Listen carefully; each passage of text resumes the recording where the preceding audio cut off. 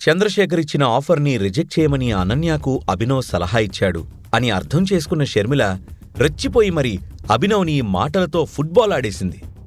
పిచ్చి పిచ్చిగా తిట్టేసిన ఆమె మాటలు భరించలేక తన చేతిలోని ఫోర్క్ని మధ్యకు వంచిపడేసిన అభినవ్, ఇంక మీరు ఆప్తారా ప్లీజ్ అని గట్టిగా అరిచాడు. అతని అరుపు ఒక ఉరుములా ఉండడంతో అనన్య, రాజీవ్ ఉలిక్కిపడ్డారు.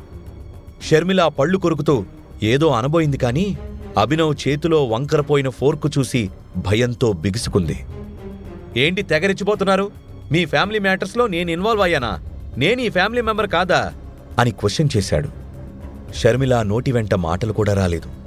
అనన్య నా భార్య, నా పెళ్లానికి సలహా ఇవ్వద్దని అనడానికి మీరెవరు అని చాలా పదునైన మాటలతో షర్మిల అహంకారం మీద దెబ్బ కొట్టాడు అభినవ్. అతని బేస్ వాయిస్, గొంతులోని ఫోర్స్కి షర్మిల భయపడింది. రాజీవ్, అనన్య కూడా అభినవ్ వైపు భయంగా చూస్తున్నారు. కానీ 2 నిమిషాల కంటే ఎక్కువసేపు షర్మిల నోరు మూసుకుని ఉండడం సాధ్యం కాదు. అందుకే ఈసారి తన కోపాన్ని అనన్య మీదకు తిప్పి, ఇదంతా నీవల్లనే, బాగా గారాబం చేసి నువ్వు ఏదడిగితే అది ఇచ్చాం. ఇప్పుడు నీతో పాటు వీడు కూడా మా నెత్తి మీద డాన్స్ చేస్తున్నాడు. నా మాట విని బాగుపడతావా? ఈ వెధవ మాటలు విని కెరీర్ తగలేసుకుంటావా? నువ్వే తెలుసుకో అని బెదిరించింది. అమ్మా, అసలు నీ ప్రాబ్లం ఏంటి? అభినవ్ నాకు సలహా ఇచ్చాడనే కదా. అతను సలహాలిస్తే నేను తీసుకుంటానా? నన్ను బలవంతం చేసి నా నిర్ణయం మార్చే దమ్ముందా అతనికి? తాతయ్య ఆఫర్ రిజెక్ట్ చేయడం పూర్తిగా నా పర్సనల్, నాకు ఇంట్రెస్ట్ లేదు అని కన్ఫర్మ్ చేసింది అనన్య. నీక్కూడా దెయ్యం పట్టిందా అనన్య? నేను చెప్పే మంచి మాటలు నీకు నచ్చడం లేదు. సరే, నీ మొగుడు చెప్పినట్టే చేసుకో అని తిట్టి గబగబా అక్కడ్నుంచి వెళ్ళిపోయింది షర్మిల. ఛా, రోజూ ఏదో ఒక డిస్కషన్ పెడతారు ఇంట్లో, డే అంతా డల్లుగా అయిపోతుంది అని తిట్టుకుంటూ తన బ్రేక్ఫాస్ట్ సగంలోనే వదిలేసి పైకి లేచిన అనన్య బ్యాగ్ తీసుకుని విసురుగా బయటకు నడిచింది. ఆమె తన కారు దగ్గరకు చేరకముందే అడ్డుకున్న అభినవ్, అనన్య వెయిట్, నా మాటొక్కటి వినిపో అని రిక్వెస్ట్ చేశాడు. ఒకటి కాదు కదా, సగం కూడా నేను వినను. ఇక నుంచి నాకు నువ్వేం చెప్పాల్సిన అవసరం లేదు. ఇందాక చాలా కోయిన్సిడెంటల్గా నా మనసులో ఉన్నదే నువ్వు చెప్పావు. నేనేదో నీ డెసిషన్స్ మీద ఆధారపడుతున్నాను అని బిల్డప్ ఇవ్వకో అని అతనికి వార్నింగ్ చాలా స్ట్రాంగ్గా ఇచ్చింది అనన్య. అది కాదనన్య, నా మాట కొంచెం విను, అర్థం చేసుకో అని ఏదో చెప్పడానికి ట్రై చేశాడు. ఏం వినాలింకా? నా లైఫ్లోకి నా పర్మిషన్ లేకుండా వచ్చింది సరిపోలేదా? ఎల్ఎక్స్ కార్పొరేషన్కి నన్ను సీఈఓని చెయ్యాలి అని తాతయ్య ఎప్పుడో డిసైడ్ అయ్యాడు. తన రిటైర్మెంట్ కూడా ప్రకటించాడు. నువ్వు దిగబడ్డావు, మొత్తం సర్వనాశనం అయిపోయింది. ఆయన తన రిటైర్మెంట్ పోస్ట్ పోన్ చేశాడు. సన్నీని ప్రెసిడెంట్ పోస్ట్లో కూర్చోబెట్టాడు. తాతయ్య రిటైర్ అయ్యే లోపే సన్నీ ఏదో దిక్కుమాలిన ప్లాన్ వేసి నన్ను సీఈఓ పదవి నుంచి పీకి ఇంటికి పంపుతాడు. నువ్వు మనిషివి కాదు, దరిద్రానివి. నీతో కలిసి ఉండడం వల్ల నాక్కూడా దరిద్రం చుట్టుకుంది అని అరిచింది అనన్య. Just shut up Ananya. ఫ్రస్ట్రేషన్లో ఏం మాట్లాడుతున్నావో నీకు తెలుస్తుందా? నీ చుట్టూ ఉన్న అతిపెద్ద దరిద్రం చరణ్, చిత్ర. ముందు ఆ నెగిటివ్ మైండెడ్ జనాన్ని వదిలించుకుంటే నీ లైఫ్ బాగుపడుతుంది అని ఫైర్ అయ్యాడు అభినవ్. నీ సలహాలెవరికీ అవసరం లేదెక్కడా. నా లైఫ్ నుంచి బయటికి వెళ్ళు, నన్ను ప్రశాంతంగా బతకనివ్వు అని గట్టిగా అరిచి వెంటనే చిన్నపిల్లలా ఏడుస్తూ తన కారులో కూర్చున్న అనన్య ర్యాష్ డ్రైవింగ్తో అక్కడ్నుంచి వెళ్ళిపోయింది. ఆమె మాటలు అభినవ్ని చాలా హర్ట్ చేశాయి. నేనే టైగర్ నన్నన్య అని గట్టిగా అరిచి ఆమెకు చెప్పాలనిపించింది. కాని ఇది కరెక్ట్ టైం కాదు అని అతనికి తెలుసు. అనన్య కార్ కాంపౌండ్ దాటగానే తను కూడా ఇమేజింగ్ సెక్యూరిటీస్ ఆఫీస్కి వెళ్ళిపోయాడు. డే మొత్తం మనసులో ఎలాంటి ఆలోచనలు రానివ్వకుండా ప్రశాంతంగా వర్క్ చేసి ఈవినింగ్ దాటిన తర్వాత ఇంటికి బయలుదేరే సమయంలో అతని క్యాబిన్ డోర్ మీద ఎవరో తట్టారు. కమెన్ అని అభినవ్ పిలవగానే చేతిలో ఒక ఫైల్ పట్టుకుని మీరా క్యాబిన్లోకి ఎంటర్ అయింది. ఇది కాంట్రాక్ట్ కాపీ సార్, సైన్ అయిపోయింది అని అంటూ అభినవ్ చేతికి ఫైల్ ఇచ్చింది. దాన్ని ఒక్కో పేజు తిప్పుతూ చెక్ చేస్తున్నాడు అభినవ్.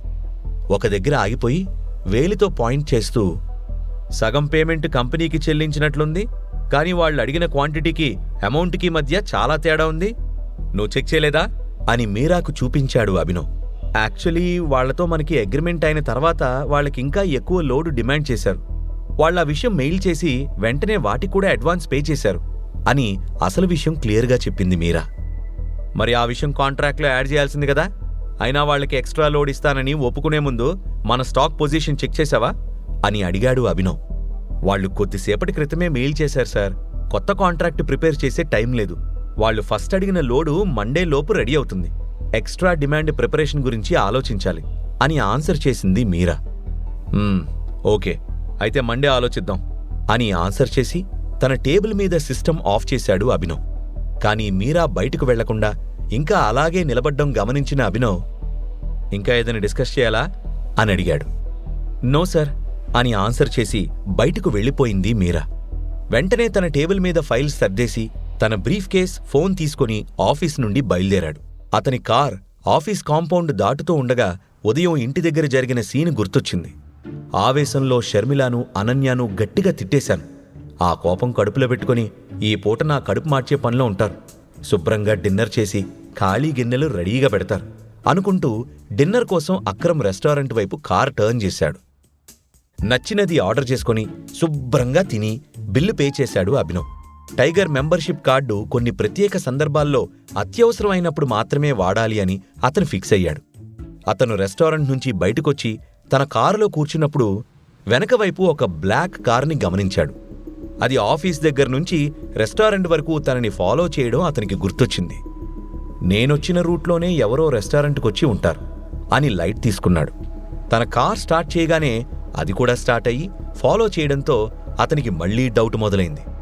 కానీ కాసేపు తర్వాత అది సైడ్ మిర్రర్ నుంచి మాయం అవడంతో తేలిగ్గా ఊపిరి తీసుకున్నాడు. కానీ 2 నిమిషాల తర్వాత అది వేరే రూట్లో నుండి వచ్చి అభినవ్ని ఫాలో చేయడంతో అతని డౌట్ స్ట్రాంగ్ అయింది. తన మీద రివెంజ్ తీర్చుకోవడానికి దేవా రౌడీల్ని పంపించాడా అనే అనుమానం వచ్చింది. కానీ ప్రస్తుతం అతను తన కంపెనీని సేవ్ చేసుకునే పనిలో బిజీగా ఉన్నాడు. అభినవ్ కార్ టర్న్ తీసుకుని వేరే రూట్లోకి వెళ్లిన ప్రతిసారి ఆ కార్ కూడా టర్న్ తీసుకుని ఫాలో చేస్తుంది. డ్రైవింగ్ సీట్లో ఎవరు ఉన్నారో క్లియర్గా కనబడ్డం లేదు, కానీ తను డేంజర్లో ఉన్నాడు అని అభినవ్కి అర్థమైంది. వెంటనే రోడ్డు సైడ్ తన కారు ఆపాడు అభినవ్. వెనకే వచ్చిన బ్లాక్ కార్ కూడా ఆగిపోయింది. కారు దిగి షర్ట్ పైకి ముడుచుకుంటూ ఆ కారు వైపు ఊరికి, "రేయ్, ఎవడ్రా నన్ను ఫాలో చేస్తుంది? దమ్ముంటే బయటికి రారా" అని అరిచాడు. ఒక్క నిమిషం తర్వాత డ్రైవింగ్ సీట్ నుంచి బయటకు దిగాడు ఒక వ్యక్తి. వాణ్ణి రంజన్ అని గుర్తుపట్టాడు అభినవ్. సైడ్ డోరు ఓపెన్ చేసుకుని బయటకొచ్చాడు డాన్. వాళ్లని చూడగానే, "ఇద్దరు కలిపి తన్నులు తిందామనొచ్చారా? క్లబ్లో మీకు కోటింగ్ ఇవ్వకపోవడం నా తప్పేరా" అని కసిగా అన్నాడు అభినవ్. దాంతో ఇద్దరూ భయపడి, "బాస్" అంటూ అభినవ్ కాళ్ల మీద పడిపోయారు. "మీరిద్దరూ నన్ను ఫాలో చేస్తున్నారేంట్రా" అని చిరాకు పడ్డాడు అభినవ్. "మీతో కొంచెం మాట్లాడాలి బాస్" అని తలదించుకుని రిక్వెస్ట్ చేశాడు డాన్. "నా గురించి మీకు అక్రమేదో చెప్పాడు కదా, అదే ఫిక్స్ అవ్వండి. ఒళ్ళు దగ్గర పెట్టుకుని బతకండి" అన్నాడు అభినవ్. ఇద్దరూ ఒకరి మొహాలు ఒకరు చూసుకుని పరిగెత్తి అభినవ్ ఎదురుగా నిలబడి, "మేం మీతో మాత్రమే మాట్లాడాలి బాస్, ఒక్క ఛాన్స్ ఇవ్వండి" అని ఇద్దరూ చిన్న పిల్లల్లాగా ఏడుపు మొహాలు పెట్టారు. అభినవ్ డాన్ వైపు తీక్షణంగా చూసేసరికి భయపడిన అతను, "నేను చేసిన తప్పు మామూలుది కాదని నాకు తెలుసు బాస్. మీకు కోపం వచ్చింది, నాకే శిక్ష వేస్తారు అని భయంగా ఉంది. నిద్ర కూడా పట్టడం లేదు బాస్" అని జాలిగా అన్నాడు. "మమ్మల్ని క్షమించలేకపోతే ఇప్పుడే చంపేయండి బాస్, ఈ టెన్షన్ భరించలేకపోతున్నాను" అని డాన్ మళ్లీ అనడంతో అభినవ్కి కోపంతో పాటు నవ్వు కూడా వచ్చింది. "సరే, నాతో రండి" అంటూ తన కార్ బ్యాక్ డోర్ ఓపెన్ చేసి కూర్చున్నాడు అభినవ్. టైగర్ కారులో కూర్చొని అతనితో డైరెక్ట్గా మాట్లాడే అవకాశం వచ్చినందుకు డాన్ పెచ్చ హ్యాపీగా ఫీలయ్యాడు. డ్రైవింగ్ సీట్లో రంజన్, అతని పక్కనే డాన్ కూర్చున్నాడు. "నేనెవరో ఆల్రెడీ మీకు తెలిసింది కదా, ఇక నేను చెప్పడానికి ఏమీ లేదనుకుంటున్నాను" అన్నాడు అభినవ్. "ఎస్ బాస్" అని తలూపిన డాన్, "ఇంకా ఎన్నాళ్ళు ఇలాగే ఉంటారు బాస్" అని అడిగాడు. అతని వైపు ఓసారి చూసి, "మన గ్రూప్లో ఒక డబుల్ ఏజెంట్ ఉన్నాడు, వాడెవడో తెలిసే వరకు ఇలాగే ఉంటాను. మీరిద్దరూ నిజం తెలిసింది అని రెచ్చిపోయి ఎక్కడైనా నోరు జారితే మీకుంటుందిరోయ్" అని వార్నింగ్ ఇచ్చాడు అభినవ్. "మా ప్రాణం పోయినా ఈ మాట బయటికి రాదు బాస్" అని హామీ ఇచ్చాడు డాన్. చూస్తానది కూడా" అంటూ తన ఫోన్ స్క్రీన్ చూడ్డం స్టార్ట్ చేశాడు అభినవ్. రంజన్ వైపు ఓసారి చూసిన డాన్ అతను ఏదో సైగ చేయడంతో గట్టిగా ఊపిరి తీసుకుని అభినవ్ వైపు తిరిగాడు. "నిజంగా మమ్మల్ని క్షమించారా బాస్? మేము చాలా భయపడిపోతూ ఇక్కడికొచ్చాం. మీరే మా బాస్ అని తెలియక చాలా చెత్తగా బిహేవ్ చేశాం. చేసిన పనులు తలుచుకొని ఇప్పుడు సిగ్గుపడుతున్నాం" అని చాలా బాధగా అన్నాడు. వెంటనే రంజన్ కూడా అందుకుంటూ, ఇక నుంచి మేమేంటో మీకు చూపిస్తాం బాస్. మీరు ఏ పని చెప్పినా క్షణాల్లోనే జరిగిపోతుంది. నగరం వరదల్లో మునిగిపోయినా, అగ్ని ప్రమాదంలో తగలబడిపోతున్నా మీరు పిలవగానే మీ ముందు నిలబడతాం బాస్. అది అర్ధరాత్రి అయినా సరే, తెల్లవారుజామైనా సరే అని స్ట్రాంగ్గా చెప్పాడు. వాళ్ళిద్దరి వైపు ఓ క్షణం చూశాడు అభినవ్. అతని నోటి వెంట ఏం వస్తుందో అన్నట్టు టెన్షన్గా చూస్తున్నారిద్దరూ. ఓకేరా, క్షమించేశాను పోండి. కానీ పనిష్మెంట్ మాత్రం ఉంటుందిరోయ్. అది ఏంటి ఎప్పుడు అని మాత్రం అడక్కండి. జాగ్రత్తగా ఉండండి చాలు.